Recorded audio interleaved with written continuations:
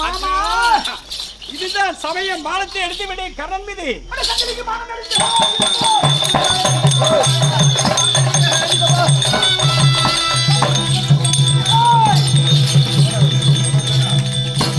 கண்ணனுடைய முகத்தை தர்மன் முகமாக மாற்றுகிறேன். இது சில சூழ்ச்சி இருக்கிறது, பின்பால் இருக்கிறது.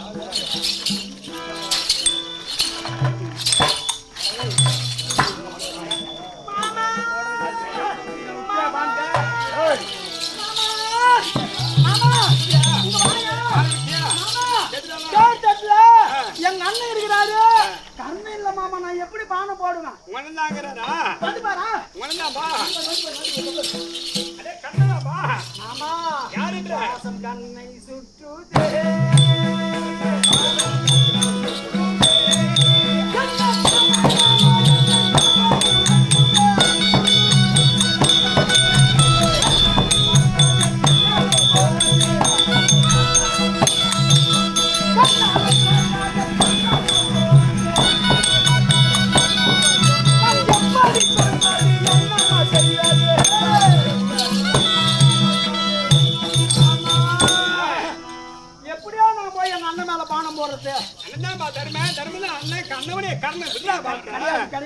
காது கண்ணு நல்லா தான் இருக்குது.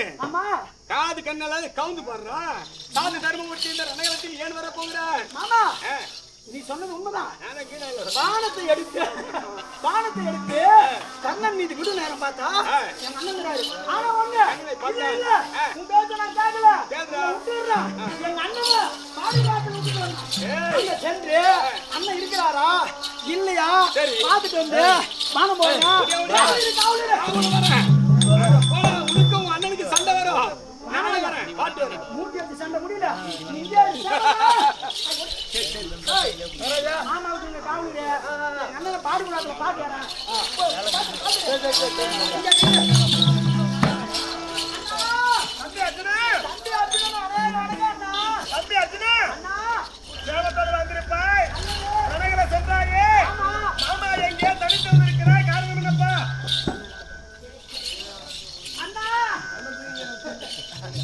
மாமாவும் நானும் யுத்தத்திற்கு போனது உண்மைதான். மாமா சொன்னாரு கர்ணன் மீது பானத்தை விடு என்று சொன்னார். நான் பானத்தை எடுத்தேன், கர்ணன் மீது குறி பார்த்தேன். குறி பார்த்து அங்க பார்த்தா என்னது ரணகலத்திலே கர்ணனுடைய முகத்தை பார்த்தால் என்னுடைய முகம் தோன்றியதா?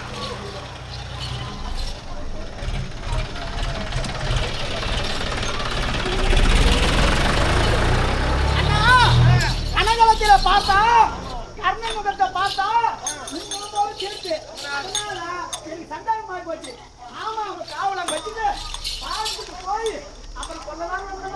கர்ணன் இருக்கிற காவலனா அந்த ரணகலத்திலே கர்ணனுடைய முகத்தை பார்த்தால் என்னுடைய முகம் போல் தோன்றுகிறது என்று சண்டைக்காக புறமதை காட்டி ஓடி வந்து விட்டாயே.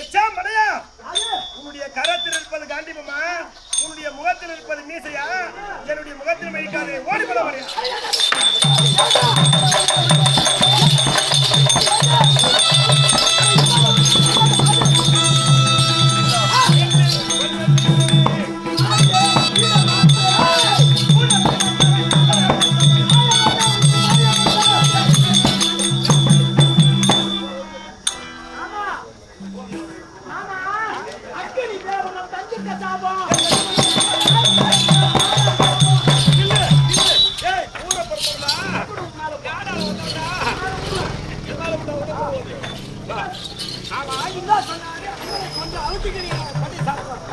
மாமா அண்ணா வந்து என்ன திட்டலாம் யோசலாம். என் காண்டிபத்தை இழந்து பேசிட்டாரு. விடக்கூடாது, அக்னி தேவன் கொடுத்தது. எடுத்த கணக்கு இறை கொடுக்கணும். உதிர தேவ தடுத்த என்னை மீறி அந்த கணக்கு போகாது. எடுத்த கணக்கு இறை வேண்டாம். எங்கடா பாக்குறா அது கணக்கு அது அகலாது. எடுத்த கணக்கு இறை வேண்டும். இதை இருக்கப்பட்ட அந்த உத்தவனை கம்பத்தை விட்டுவிடு. ஆமா உதிர வருமா?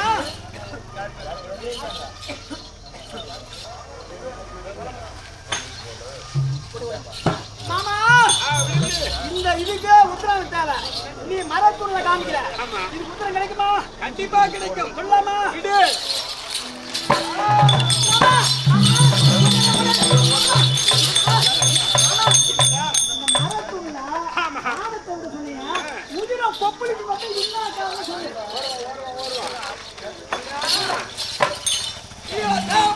சென்று 3.5 கோடி 60,000 விவாத காலக்கயிறு அரக்கர்கள் அதை செய்து வடித்தாயல்லவா? தேவைப்பட்ட 3.5 கோடி 60,000 பேர். ஆமா, அப்பேற்பட்ட அரக்கர்களில் ஒருவர் தப்பித்து ஒளிந்து வந்து இந்த துணியை பதிவிட்டார். ஏன் தெரியுமா? அதில் நம் மதுக்கள் எல்லாம் அழுத்தாடியே ஐவராஜாக்கள் யாராவது கொல்ல வேண்டும் அப்படி என்று பதுங்கியிருந்தால் இரண்டோரும் அண்ணாவிற்கு காவல் இருப்பது நிச்சயம். ஆமா, இன்று 17ஆம் யுத்தத்திற்கு எல்லாரும் ஆமா. ஆனால் தனிமைக்கு தனிமையை பார்த்தால் அண்ணா தனிமையில் இருக்காரு. சரி, நான் தான் கடல் மூத்த தர்மமா மாத்தியே. சரி, அண்ணனை கொல்ல வந்து அரக்கனை மடித்தது அப்படியா? அண்ணா தம்பி அக்குனா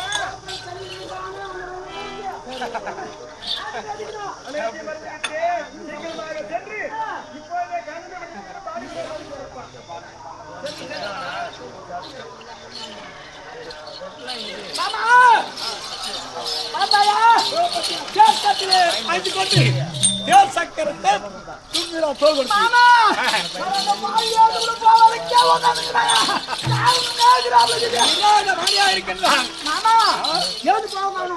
என்ன பண்ற? எடுத்து விடு.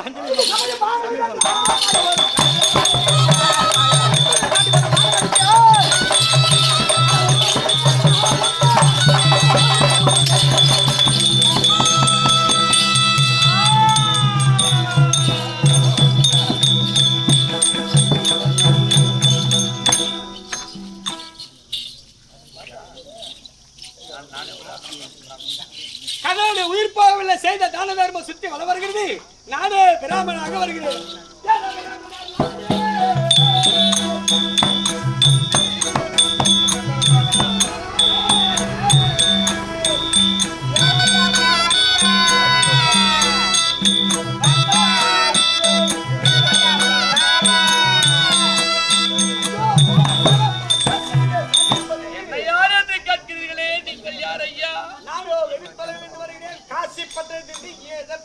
வடக்கே துளைவாக காட்சி பட்டணத்திலிருந்து யாரை தேடி வருகிறீர்கள்?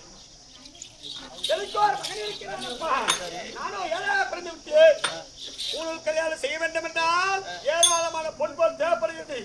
அங்க இருக்கக்கூடிய மக்கள் எல்லாம் என்ன சொன்னா தெரியுமோ? அங்கநாட்டு மன்னா கர்ணபுர ராஜாவில் சென்றால் ஏராளமான பொன் பொருளை கொண்டு வந்து சொன்னார்கள்.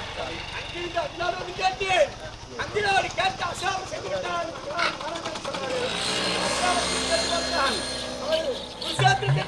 சொன்னார் வந்து கேட்டு பார்த்தால் ரணங்களை சென்று விட்டார் என்று சொன்னாரப்பா. தங்க யாரு? நீ யாரை தேடி வந்தீர்களோ அதே கர்ணன் தான் ஐயா.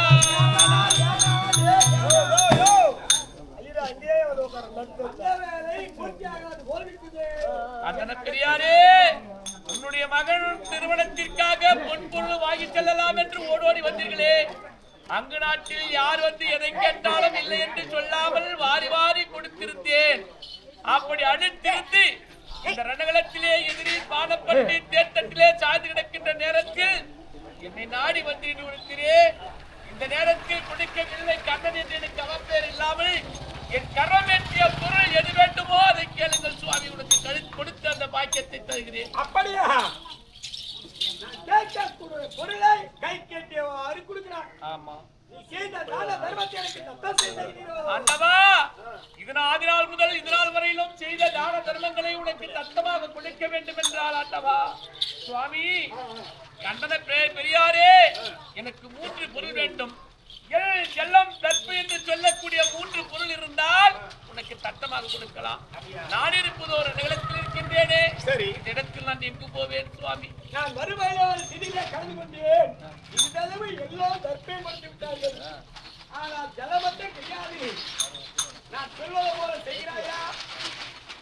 என்ன வேண்டும்? உன் மார்பிலே பலாமுகம் தந்திருக்கிறது. ஆமா, ஒரு அம்பை அசைத்தா என்றால் குருதி என்று சொல்லக்கூடிய உதயமானது பெருக்கெடுத்து வரும். சரி, அதையே நான் சாதாரணமா அப்படியே கொடுத்தா மனம் போனாமல் வைக்குள்ளா.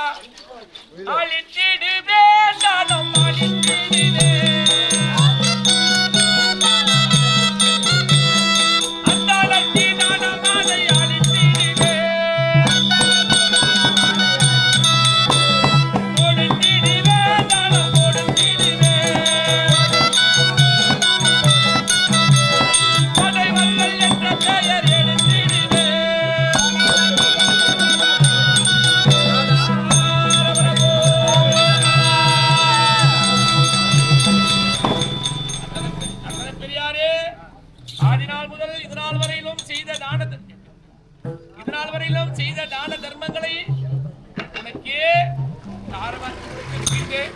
நீயோ சென்று உன்னுடைய மகனுக்கு உபயோகம் செய்து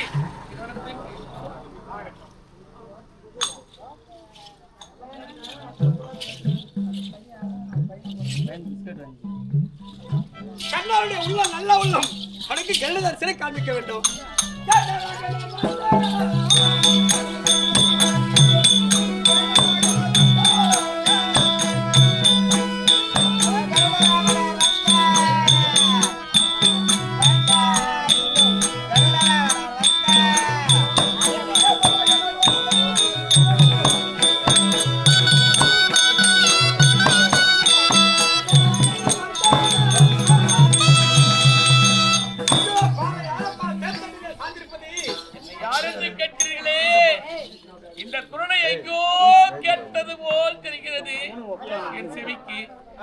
எதிரியின் பாடப்பட்டு என் கண்கள் ரெண்டும் மஞ்சளிந்து விட்டது. ஆளை பார்ப்பதற்கு ஆசையாக இருக்கிறது, பார்க்க நேர்த்திரமில்லையே. நான் என்ன செய்வேன்? ஸ்ரீகரி மாதவனே உன்னை சேவித்தே தரவே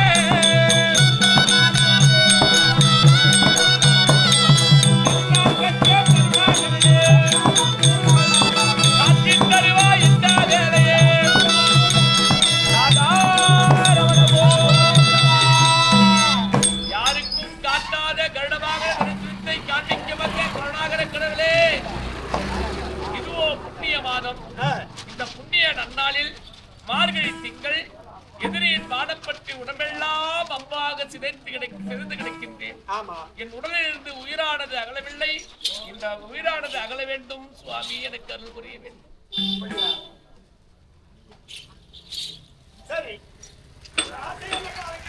என்னுடைய ஆசை என்னவென்று கேட்கிறீர்களா சுவாமி? என் ஆசையெல்லாம் சாலோபே சாமீபே சாரூபே சாயுச்சம் என்று சொல்லக்கூடிய 4ஆம் பதம் சொர்க்கபதம். சொர்க்கபதத்திற்கு மேலான பதம் வைகுந்த பதம். அந்த வைகுந்த பதத்தை அளித்து எனக்கு அருள்பாலிக்க வேண்டும் சுவாமி. இப்பிறவில் கிட்டாதே கர்ணா. ஏன் ஆண்டவா? ஏனென்றால் தானத்திலே சிறந்தது 32 தானோ, 31 தானம் அளித்திருக்கிறாய். அன்னதானம் அளிக்கவில்லையே கர்ணா. ஆண்டவா, என்னை நாடி வந்த அத்தனை பேரும் பொன் வேண்டும் பொருள் வேண்டும் என்று கேட்டார்களே, அன்னம் வேண்டும் என்று யாரும் கேட்கவில்லையே. கேட்காததை நான் எப்படி கொடுத்திருப்பேன் சுவாமி? நான் எப்படி இந்த புண்ணியத்தை செய்திருப்பேன்? அப்படி எனக்கு நான் செய்ய வேண்டும் என்றால் என்ன செய்ய வேண்டும்? அடுத்த பிறவி எடுக்க வேண்டும். இன்னொரு பிறவி நான் எடுக்க வேண்டுமா? எங்க எடுக்க வேண்டும்? திருச்செங்காட்டாங்குடியிலே நீ ஒரு சிறுதண்ட நாயனாக பிறக்க வேண்டும். உன்னுடைய மனைவி வெண்காட்டு நங்காக பிறக்க வேண்டும்.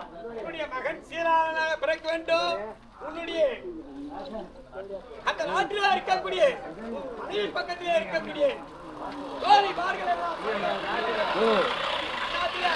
கட்டி வருவோர் போருக்கு அன்னதானத்தை அளித்தா என்றால் அப்பிறவில் என்னுடைய மற்றொரு பரமனாக வைகுண்டபதத்தை விட சிவபதமே எனக்கு கிடைக்குமா சுவாமி?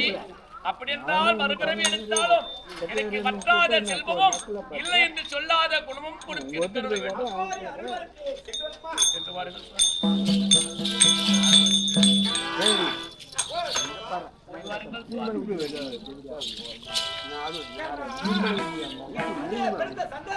உள்ளத்தில் ஒன்று வைத்து உதட்டில் ஒன்றிருந்து கேட்காமல் ஏன் போகிறீர்கள்? என்ன கேட்க வேண்டுமோ கேளுங்கள் சுவாமி. அப்படியா? இந்த பிரபஞ்ச பூமியில் சத்துருக்கிறாரா? எதை கேட்க கூடாதோ அதை கேட்டு விட்டீர்களே சுவாமி. எப்படி என்றால் எனக்கு சத்ரு என்று யார் என்று கேட்டு விட்டீர்களே.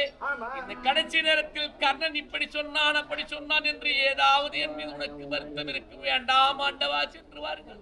அதையெல்லாம் பெருமருத்த மாட்டேன். சத்ரு யார் கேட்கிறோம்? சத்ரு கேள்வி போடுறது கரியம்மாளையன்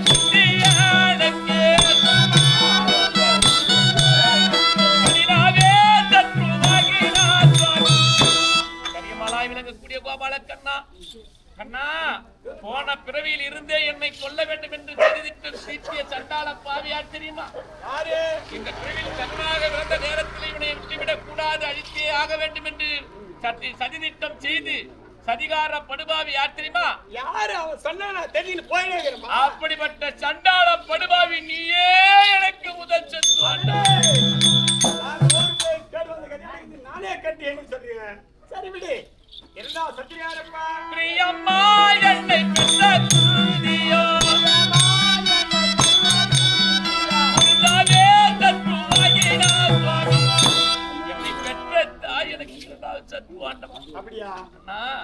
பாண்டவருக்கும் கௌரவர்களுக்கும் பகை ஏற்பட்டு வனம் சென்றார்கள். வனம் சென்று 13 கழித்தார்கள். 13 கழித்து உன்னை தூதாக விட்டார்களே கண்ணா, நீ எங்கு தூது வந்திருக்க வேண்டும்? அத்தினாபுரத்திற்கு துரியோதனத்தில் அல்லவா தூது வந்திருக்க வேண்டும். சரி, நீ யாரிடத்தில் தூது சென்றாய்?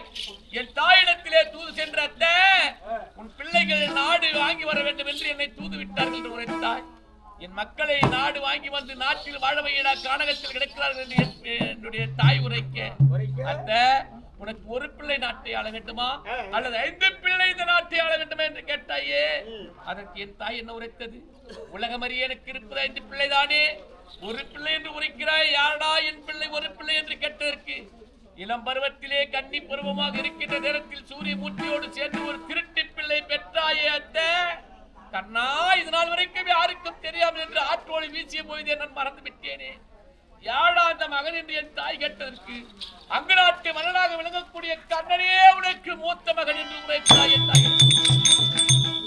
என் தாயானது என் பக்கத்திலே என் மகனை வைத்திருந்து இதனால் பிள்ளை என்று தெரியாமல் வாங்கிவிட்டேனே.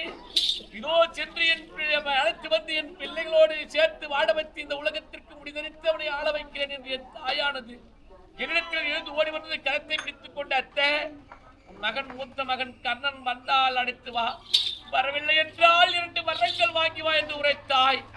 அதே வாக்கின் மன்னம் என்னடா என் பிள்ளைகளுக்கு நான் வாங்கி வர வேண்டும் என்று கேட்க, அத்தை பாண்டவரை ராஜாக்கள் அதில் நடுவோனாக விளங்கக்கூடிய அர்ஜுனனை மட்டும் எதிரியாக பார்க்க வேண்டும் என்று ஒரு வரமும், அவன் மீது நாகாத்திரத்தை ஒரு முறைக்கு மேல் மறுமுறை உபயோகம் செய்யக்கூடாது என்று ஒரு வரமும், பாண்டவர் மற்ற 4 வரை தம்பியாக கருத வேண்டும் என்று 2 வரம் வாங்கிவா என்று உரைத்தாய். அதே அவன் வார்த்தையை கேட்டு என் தாயானது ஓடி வந்தது. மகனே கர்ணா, மூத்த மகனே கர்ணா என்று ஓடி வந்தது. அம்மா, உலகத்தில் எத்தனையோ தாய்மார்கள் இப்படிதான் ஓடி வந்தார்கள் தாயே. அத்தனை பேருக்கும் நான் பிறந்த நேரத்தில் என் தாயானால் உடுத்திருந்த நாகூரி சேலை எடுத்து கொடுத்தால் அம்மா அங்கத்தில் எடுத்து போத்தினார்கள் என்ற பசுவாக எரிந்து விடுவார்கள். அம்மா, அப்படிப்பட்ட நிலைமை உனக்கு வேண்டாம் என்று உரைத்து அந்த நாகூரி சேலையை வைத்த பாவியே நாந்தரன மகனே குருடா என்று என் தாயான் எடுத்து அங்கத்தில் போற்றியது. கண்ணா, அங்கத்தில் போற்றியுடைய என் தாய்க்கு முதுமை மாறி இளமை வந்து விட்டது. என் தாயின் சிலத்திலிருந்து அமிர்தம் பீரிட்டு வருகிறது. அதை பார்த்து கொண்டவனே எனக்கு அமிர்தத்தின் மீது ஆசை வந்து விட்டது. அம்மா, பிறந்த பொழுதே இந்த அமிர்தத்தை உண்ணாத பாவியாகி விட்டேன், எனக்கு இந்த அமிர்தம் வேண்டும் அம்மா என்று கேட்டதற்கு என் தாய் உடனே அரண்மனையர் சென்று ஒரு அறையில் இருந்து ஒரு பொற்கிண்ணத்தை எடுத்து பீச்சி அந்த அமிர்தத்தை வைத்துவிட்டு மகனே நீ சென்று அருந்துட என்றது. நான் ஆவலாக அமிர்தத்தை அருந்தலாம் என்று ஓடி பார்த்தாள். கண்ணா, நீயோ கருமுனையாக உருவெடுத்து வந்து இந்த அமிர்தத்தை கண்ணன் அருந்து விட்டானால் இவன் தாய்ப்பாசம் பற்றி கொள்ளும், அண்ணன் தம்பியோடு சேர்ந்து விட்டான், இந்த பூமி பாரத்தை தீர்க்க முடியாது, இந்த பாரத யுத்தத்தை முடிக்க முடியாது. அப்படி என்று கருமுனையாக உருவெடுத்து வந்து கீழே தட்டி கவிழ்த்து விட்டாய். கண்ணா, ஓடி சென்று பார்த்தால் தலைக்கு வரை கிடக்கிறது அமிர்தமானது. அப்படி இருக்கக்கூடிய நேரத்திலே என்ன செய்வேன்?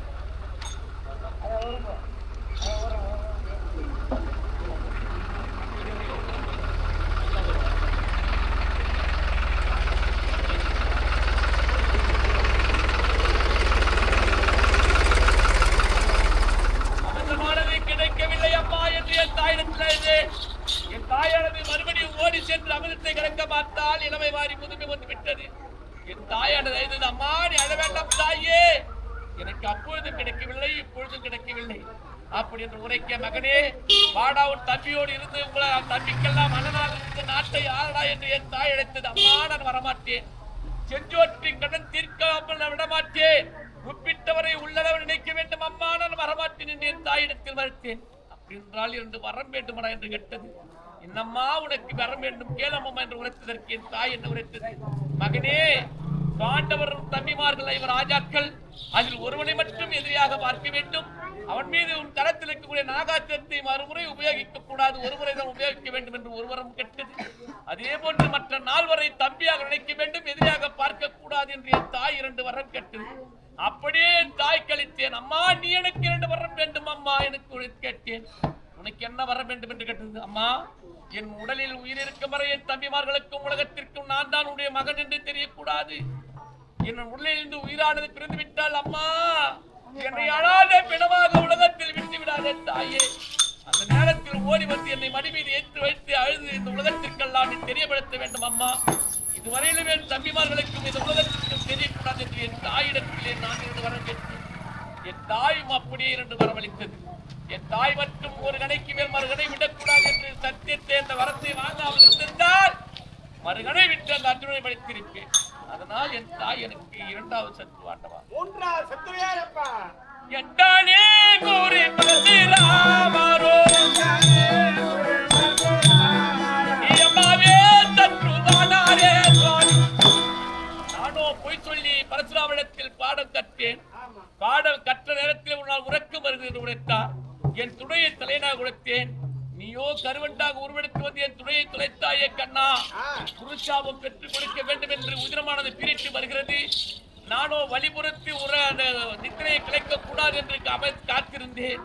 என் குரு மீது பட்டவுடனே கண் வைத்தார். பாவி, அந்தனாக இருந்தால் காதவடி ஓடி இருப்பான், நீ யார் என்று கேட்டார். ஐயா, நான் அங்கு நாட்டு மன்னன் கர்ணன்.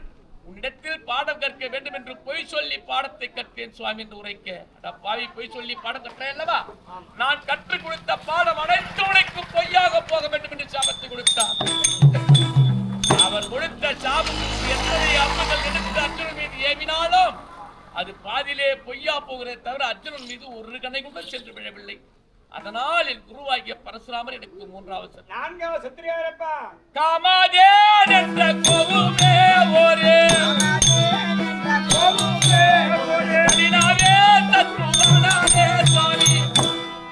அந்த காமதேனு பசு எனக்கு 4வது சத்ரு. எப்படி தெரியுமா? அங்க நாட்டு வீதியிலே தேர்ப்பவனி வந்து கொண்டிருந்தேன். இந்த நேரத்தில் காமதேனத்தில் நின்று சாபம் வாங்கி கொடுக்க வேண்டும் என்பதற்காக அந்த பசுவின் கன்றை போல நீ உருவெடுத்து ஓடி வந்து தேர்காலில் அகப்பட்டு விட்டாய். தேர்காலில் அகப்பட்டு விட்டாய் என்று இறந்து விட்டதை போல நினைத்து அந்த காமதேனு சாபத்தை கொடுத்தது. பாவி, அங்க நாட்டிலே என் பிள்ளை இருப்பதை தெரியாமல் ரதத்தை செலுத்தி என் பிள்ளையை மடித்து விட்டாயே கர்ணா. என்றாயிருந்தாலும் என் பிள்ளை எப்படி இந்த தேர்தட்டில் இருந்ததோ அதே போன்று உன்னுயிரம் இந்த தேர்தட்டிலே உயிர் போக வேண்டும் என்று சாபத்தை கொடுத்தது. அந்த காமதேனு கொடுத்த சாபம் இந்த தேர்தட்டில் என்று சாய்ந்து கிடக்கின்றேன். அதனால் அந்த காமதேனுக்கு 4வது சத்ரு. 5வது சத்ரு யாரப்பா? இந்திராதேவானோ தண்டமாதவே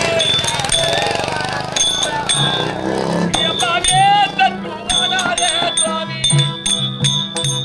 தேவ இந்திரன் எனக்கு 5வது சத்ரு. எப்படி என்றால், என் மார்பில் இருக்கக்கூடிய கவசம் இருக்கும் வரை என்னை கொல்ல முடியாது என்று நினைத்து நீ தேவேந்திரத்தில் உரைக்க, அதே வார்த்தையை கேட்டு அண்ணனாக உருவெடுத்து வந்த தேவேந்திரன் இடத்திலே, கர்ணா, அண்ணனாக வந்திருக்கக்கூடிய காரணம் என்னவென்று கேட்டதற்கு, கர்ணா, உன் மார்பில் இருக்கக்கூடிய கவசம் வேண்டும் என்று தேவேந்திரன் கேட்க, உடனே இல்லை என்று சொல்லாமல் வாள் எடுத்து அறுத்து அறுத்து அறுத்து அவர் கருத்து கொடுத்தேன். என்னுடன் ஒட்டி பிறந்த இந்த கவசமும் போனது, பாதி உதிரமும் போனது, என் உயிரும் அப்படியே பாதி வைத்து. அதனால் தேவேந்திரன் எனக்கு 5வது சத்ரு. 6வது சத்ரு யாரப்பா? உமாதேவியும் தீமையாகவே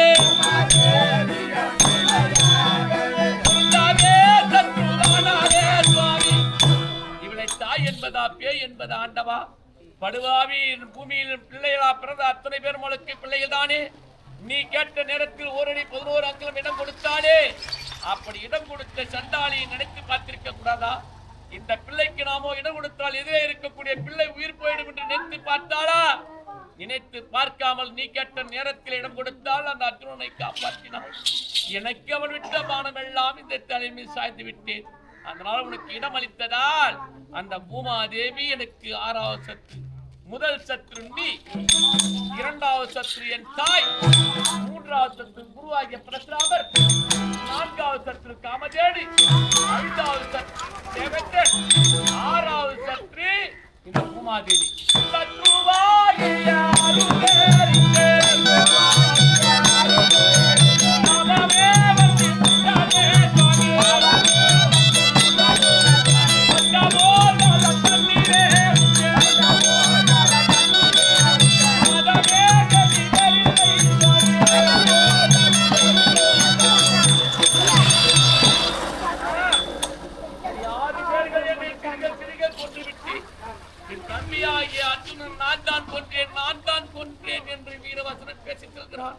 அவன் புகழ் வாங்கட்டும், அவன் புகழ் வாங்கட்டும் சொன்னவா.